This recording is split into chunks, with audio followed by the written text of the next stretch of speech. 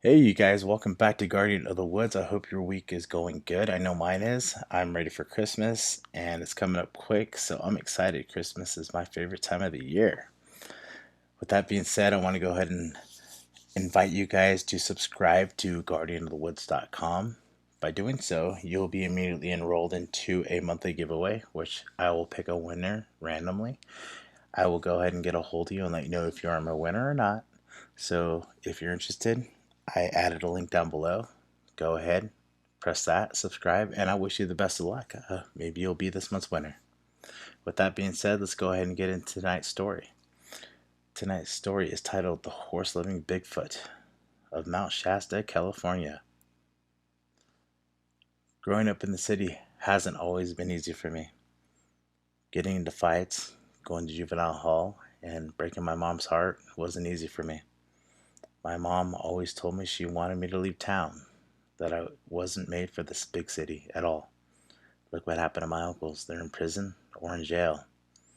If I'd stayed there, I would have ended up in either prison or dead. So I listened to my mom and I decided I needed to escape the everyday rat race of the big city. I was living in San Jose, California at the time, and I was needing to uproot, not just because of my family's history or what I've done, but mainly due to a bad breakup I just recently had. I couldn't handle it anymore. Making haste decisions, I moved to a place that I feel literally saved my life. It saved me from inner turmoil and a very deep, deep depression. Oh, and might I add, an encounter with something I hear some people could only dream about to ever happen to them. Who would have ever thought in a million years that a little part time job would ever bring me face to face with something we've all heard about at least once in our life, if not more? He comes by many, many names, but most commonly known, at least to me, as Bigfoot. I was an assistant caretaker at a horse camp in Mount Shasta, California in the early 1990s. Having the love for nature and the small town of Mount Shasta, I was willing to take any job I could find, as long as it kept me closer to the people and mainly the vibe of the mountain. When I was younger and when I moved up there, I headed up there kind of blindly. I had no job and I had no place to stay. Thank God I met a few people that allowed me to stay at their place for a few weeks until I found a job. Towards the end of those 3 weeks, I was beginning to worry because I hadn't found a job. It was a lot harder to find a job up there. Finally, 2 days before the end of those 3 weeks, I found a part time caretaker job up high deep into the mountain. Thank God. It required me to stay up there off and on during the week, which suited me perfectly because I had no place to stay as of yet. I was grateful to have gotten this job. I found this job through a friend of a friend who needed to take his own breaks from the mountain. He needed to re-immerse himself back into normal everyday civilization, which I don't blame him. The job consisted of both of us to go ahead and take care of the horses during the weekdays and fix anything that needed to be fixing during the week. We also offered up our assistance to any climbers that were headed up to the summit for the week. During my days, I really didn't see too many people coming up into the mountain. A lot of people would either come through if they came through. I was lucky enough to have them stay the night, talk to me. I love hearing the stories. A lot of people would actually be travelers that have traveled around the world, Switzerland, Australia, even Japan. And here they are, sitting with me high up into the mountain at a horse camp in Mount Shasta, California.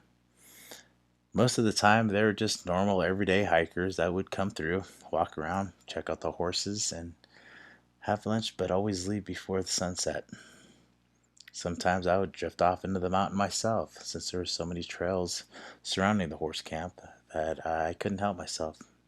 Me being an inner explorer, I had to do it. But honestly, I would honestly never ever stray too far from the horses. That was pretty much how most of my days went, like clockwork, until one day, near the end of August, I remember tearing down a small shed that day, making quite a bit of racket as well. Towards the end of the day, I noticed the horses making a little bit of a racket themselves. They weren't normal. To me, they seemed a little restless and jumping around, kicking.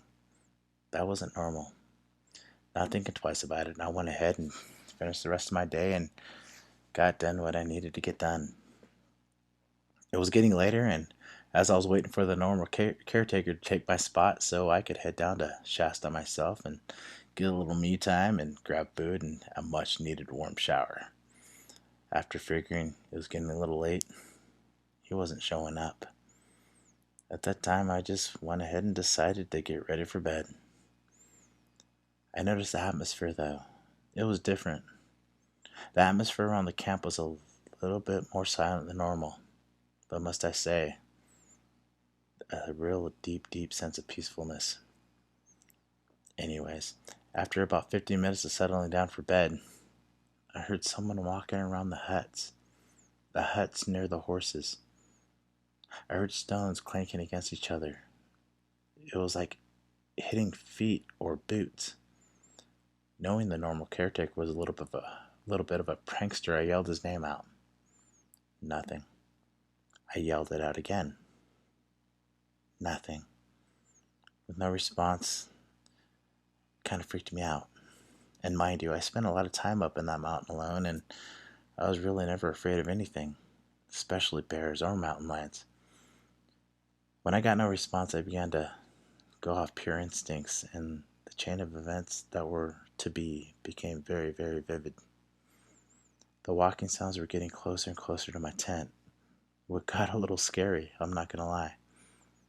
I was thinking about how vulnerable I was, so I grabbed my ice axe in my right hand and I was ready to go. I slipped out on my sleeping bag slowly, and I was ready to go full board. My heart was raised as the adrenaline pumped through my veins like a raging river, and in my left hand, I had my ice axe, so I felt right at home. I looked at the left side of my mosquito tent mesh door. I saw a huge outline. Once I saw it, I believed to be at that very second to be Bigfoot. The outline walked about 30 feet in front of my tent, and then it stopped, turned, and stood facing directly at my tent. That made me feel a little weird knowing this thing was standing there looking at me through a mesh screen in my tent. At that time, I thought twice about it being Bigfoot. At least, shall I say, I was hoping it wasn't Bigfoot, but rather someone up there ready to cause trouble. I ripped open the door of my tent and jumped out with my ice axe in hand. Mind you, I'm 6'3" and this being was much, much bigger than I. We stood there for a few seconds, eyes locked and all. Then suddenly, the Bigfoot calmly turned away and slowly walked back into the dark tree line. Me standing there in shock, wondering what just happened to me and what I just saw. I gathered myself and headed back to my tent, and I tried to sleep. Needless to say, I didn't get much sleep that night. But just because of the spiritual and peaceful nature of Shasta, I didn't question my safety or anything else harming me whatsoever. I didn't feel threatened. And from that day on, life just went on as usual. My only regret was being I showed this entity such hostility by holding my ice axe to it. In all honesty, I believe the being was just passing through, and I would like to think he was visiting the horses. And all that commotion they made earlier is their excitement that he was here, because when he was there, they didn't move or jump around at all. He meant no harm to anyone or anything. The next morning, I looked for footprints of it, but I found nothing. The only thing I found actually after a while was a skid mark, like it had a little bit of a difficult stepping up an incline. I wonder if it's been there before, or if it'll ever come back. I don't know if my theory is correct or not, but I always felt these creatures were very, very highly spiritual, and if being in the area, they were there for a reason. Since there was a small breeze coming from behind me that night, as we stood there, eyes locked and all, I smelled nothing. I finished out the rest of the season without any incidents or further encounters. I talked to the camp owner. He's heard stories himself. He's actually heard a lot of stories throughout the years, and it became quite obvious that those encounters are pretty normal around those areas, especially the ones that have been up way up high into the mountain. However, though, I still carry that night with me, and every time I'm out in the mountain, I'm very, very observant, especially when I'm camping or even fishing, hiking. I'm always observant. I'm looking for them. My advice to you, though, if you're ever out there alone or with someone, think twice. Be careful, because when you're out in the deep forest or high up into the mountain, you're most likely not always alone. But anyways, thanks for sharing my story, Greg.